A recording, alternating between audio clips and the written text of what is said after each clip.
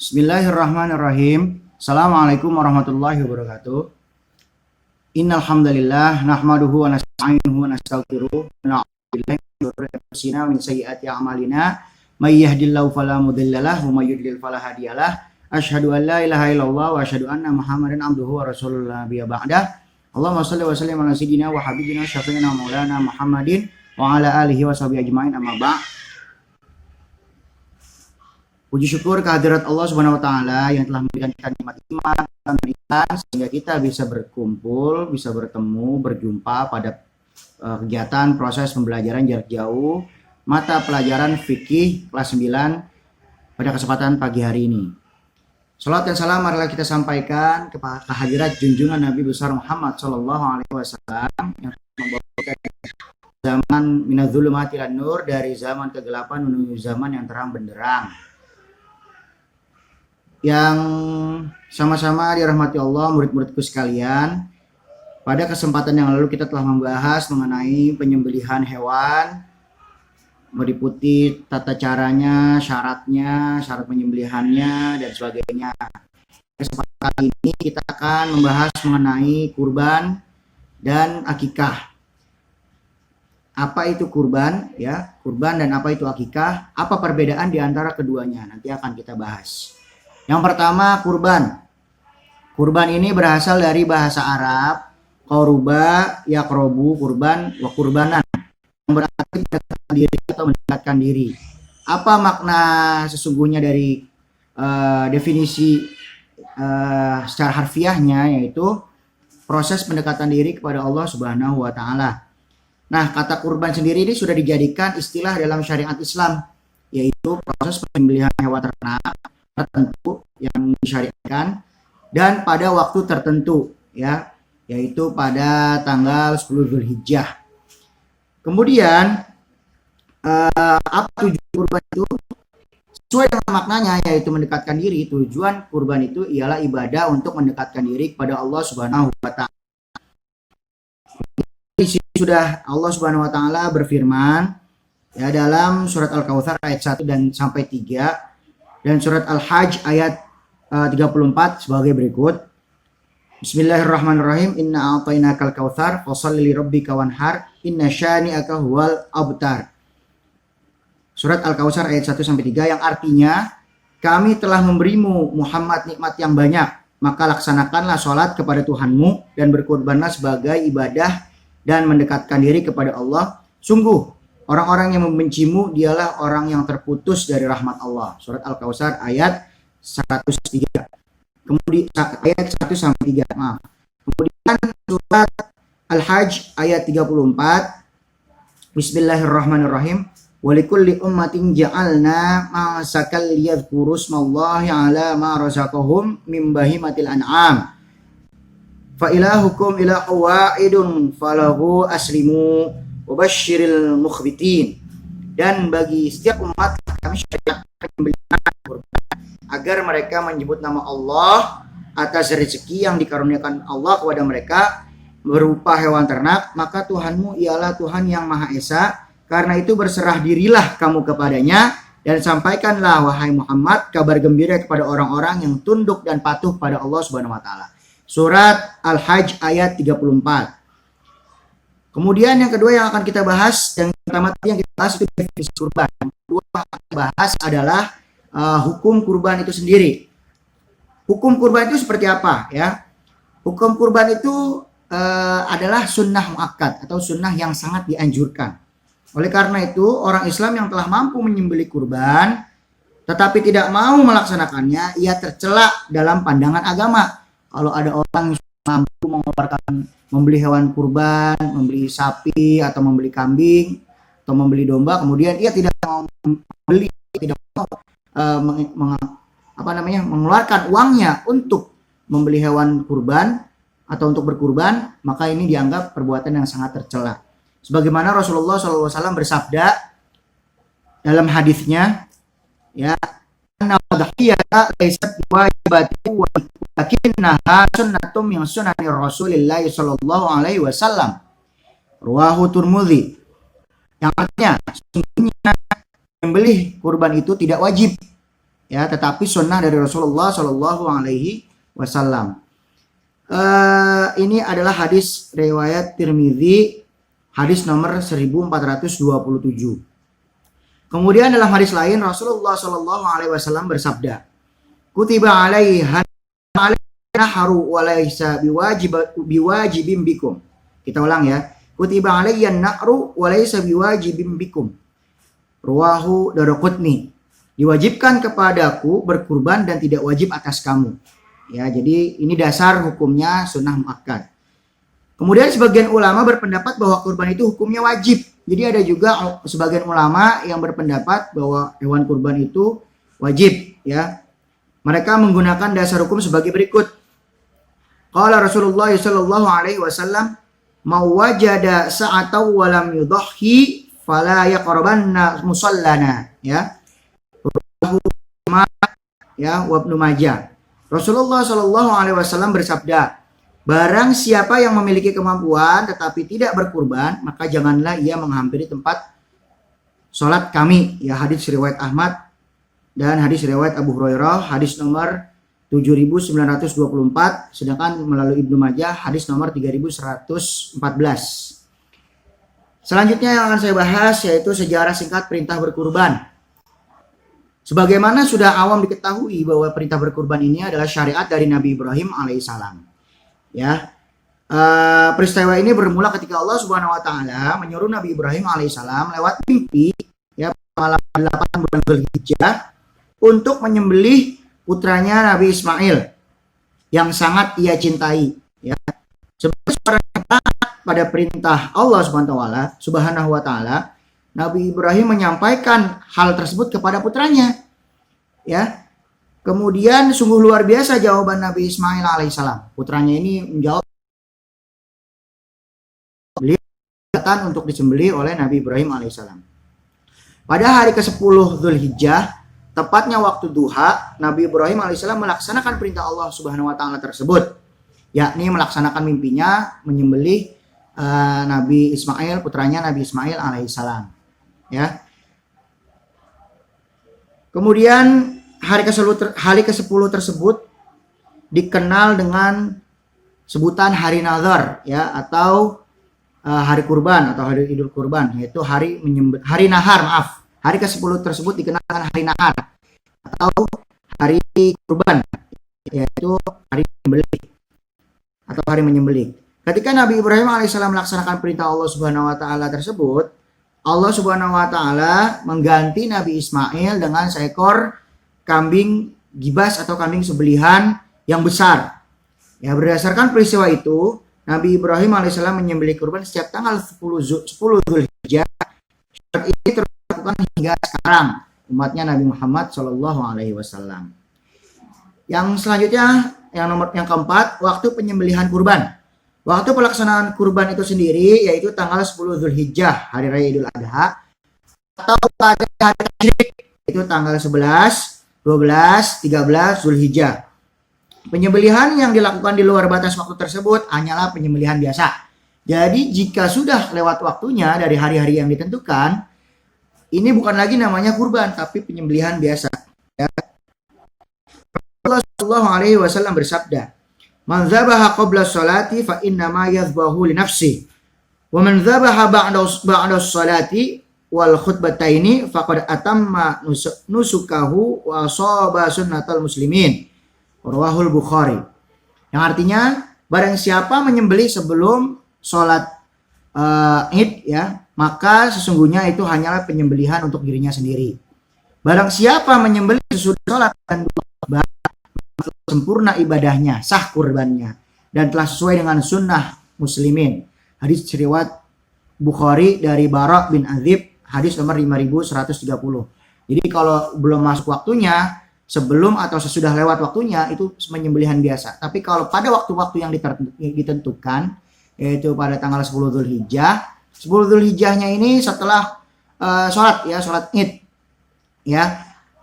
Kemudian pada hari-hari tasyrik, ya, 11, 12, 13, maka itu disebut, ya, kurban, sah, ya, kurbannya.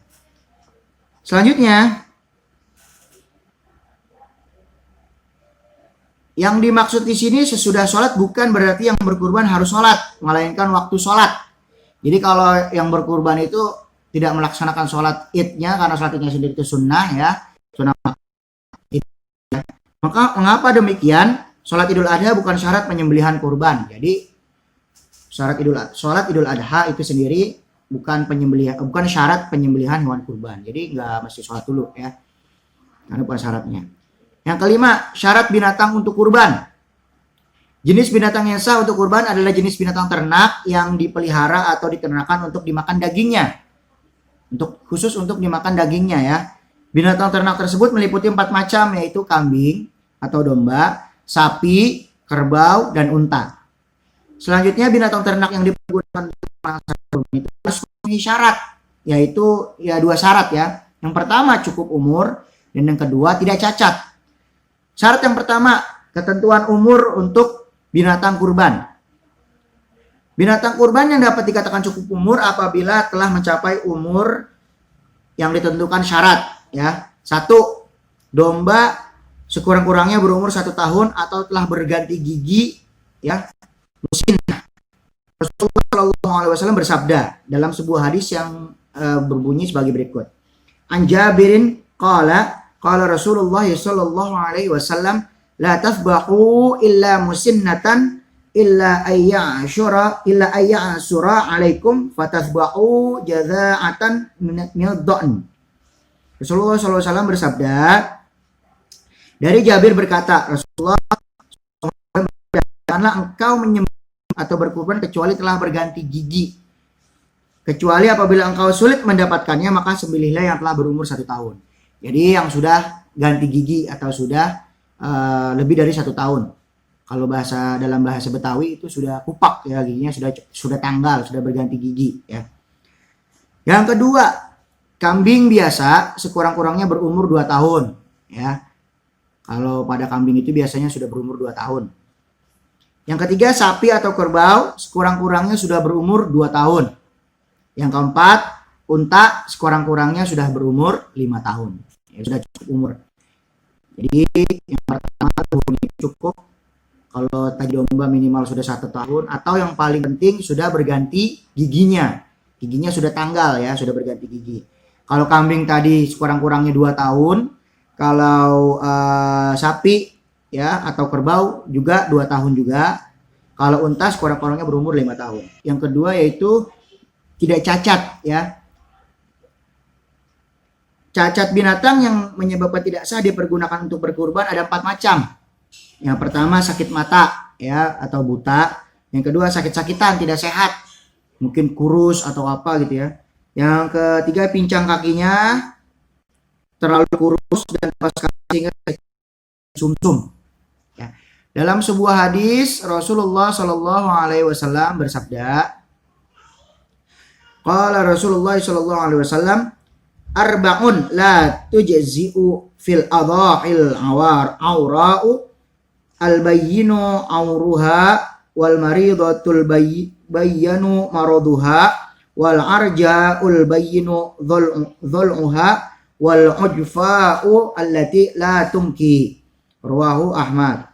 Rasulullah Shallallahu Alaihi Wasallam bersabda, 4 macam binatang yang tidak boleh dijadikan kurban, yaitu yang jelas cacat matanya, jelas sakit, jelas pincang, dan kurus tidak berlemak. Hadis riwayat Ahmad dari Barok, hadis nomor 17.777. Jadi jelas ya, ada 4 ya. Yang pertama yang tidak boleh dijadikan kurban itu yang cacat matanya, ya cacat entah itu buta atau itu belekan atau sebagainya ya. Kemudian jelas-jelas sakit, ya entah itu terkena flu atau terkena apa ya, sakit, jelas sakit.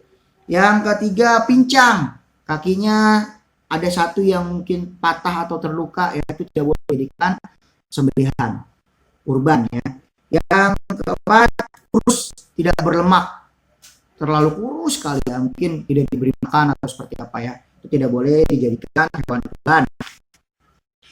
Yang selanjutnya ya, yang keenam, kurban untuk lebih dari 1 orang. Sebagaimana pembayaran dan atau denda yang diberi ekor kambing berlaku untuk satu orang. Ya, kalau kambing itu tidak boleh itu digunakan untuk kurban lebih dari satu orang. Jadi seperti pembayaran dam ketika kita melakukan haji atau umroh, satu kambing untuk satu orang. Ya. Sedangkan sapi atau unta berlaku untuk 7 atau 10 orang. Jadi bisa digunakan khusus untuk sapi atau unta, bisa digunakan untuk 7 atau 10 orang. Sebagaimana hadis Rasulullah Shallallahu Alaihi Wasallam yang berbunyi, An Jabir bin Abdullah qala, naharna ma'a Rasulillah Shallallahu Alaihi Wasallam amal Hudaybiyati al badanata an sab'in wal baqarata an sab'atin. Ya. Dari Jabir berkata, kami kurban bersama Rasulullah Shallallahu Alaihi Wasallam pada hari Hudaybiyah, 1 ekor unta untuk 7 orang dan 1 ekor sapi untuk 7 orang. Hadis riwayat Muslim, hadis nomor 2322. Selanjutnya, pemanfaatan daging kurban. Daging kurban harus habis dibagikan kepada fakir miskin dan sebagian untuk diri atau sebagian untuk dirinya sendiri yang berkurban. Allah Subhanahu wa taala berfirman dalam surat Al-Hajj ayat 28 yang berbunyi, Bismillahirrahmanirrahim, liyashhadu manafi'a lahum wa yadhkuru ismallahi fi ayyamin ma'lumatin ala ma razaqahum min bahimatil an'am fakulu minha wa at'imul ba'isal faqir. Yang artinya agar mereka menyaksikan berbagai manfaat untuk mereka dan mereka menyembah Allah pada beberapa hari yang telah ditentukan atas rezeki yang diberikan Dia kepada mereka berupa hewan ternak. Maka makanlah sebagian darinya dan sebagian lagi berikanlah untuk dimakan orang-orang yang sengsara dan miskin. Quran surat Al-Hajj ayat 28. Lalu Allah Subhanahu wa taala juga berfirman dalam surat Al-Hajj ayat 36. Bismillahirrahmanirrahim. Al-budna ja'alnaha lakum min sya'airillahi lakum fiha khair fadhkuru ismallahi 'alaiha shawaf fa idza wajabat junubuha faqulu minha wa at'ani wal mu'tar kadzalika sakharnaha lakum la'allakum tashkurun. Quran surat Al-Hajj ayat 36, yang artinya, dan unta-unta itu kami jadikan untukmu bagian dari syiar agama Allah. Kamu banyak memperoleh kebaikan padanya. Maka sebutlah nama Allah ketika kamu akan menyembelihnya dalam keadaan berdiri dan kaki-kaki telah terikat. Kemudian apabila telah rebah atau mati, maka makanlah dagingnya dan berilah makan orang-orang yang merasa cukup dengan apa yang ada padanya. Orang yang meminta-minta, demikianlah kami tundukkan unta-unta itu kepadamu agar kamu bersyukur. Quran surat Al-Hajj ayat 36. Penyembelih hewan kurban atau pengurus kurban boleh saja menerima daging kurban, tetapi bukan sebagai upah menyembelih atau mengurus. Jadi penyembelih atau orang yang mengurus daging kurban tersebut boleh dapat dagingnya, tapi bukan sebagai upah, ya. Jadi tidak boleh daging kurban itu dijadikan upah. Rasulullah SAW bersabda dalam sebuah hadis sebagai berikut. An Ali bin Abi Thalib radhiyallahu anhu qala, amarani Rasulullah sallallahu alaihi wasallam an aquma ala budnihi wa an uqassima luhumaha wa juludaha wa jilalaha ala al-masakini wa la u'tiya fiha minha. Dari Ali bin Abi Thalib radhiyallahu anhu, ia berkata, Rasulullah Shallallahu Alaihi Wasallam memerintahkan kepada saya supaya saya mengurus unta kurban beliau dan supaya membagikan dagingnya, kulitnya dan barang-barang yang merupakan pakaian unta itu kepada orang-orang miskin dan saya tidak menerima upah sembelihan daripadanya. Hadis riwayat Muslim nomor 2321 dan hadis riwayat Bukhari nomor 1602. Pada hadis lain Rasulullah SAW bersabda dalam sebuah hadis sebagai berikut. An Abi Sa'id qala Rasulullah sallallahu alaihi wasallam la tabi'u luhumal hadyi wal adha'i fakulu wa tasaddaqu wastamta'u bijuludiha wa la tabi'uha. Artinya dari Abi Sa'id radhiyallahu an telah bersabda Rasulullah sallallahu alaihi wasallam, janganlah engkau jual daging denda haji dan kurban. Makanlah dan sedekahkanlah serta ambillah manfaat dari kulitnya. Jangan engkau jual kulit itu. Hadis riwayat Ahmad, hadis nomor 15.622. Jadi tidak boleh dijual ya. Daging kurban itu tidak boleh dijual atau tidak boleh dijadikan upah menjembeli atau upah apapun ya. Demikian penjelasan fikih kelas 9 PJJ pada kesempatan pagi hari ini. Kita akan sambung lagi pada kesempatan selanjutnya, yaitu materi tentang akikah ya. Demikian dari saya. Wabillahi taufiq wal hidayah. Wassalamualaikum warahmatullahi wabarakatuh.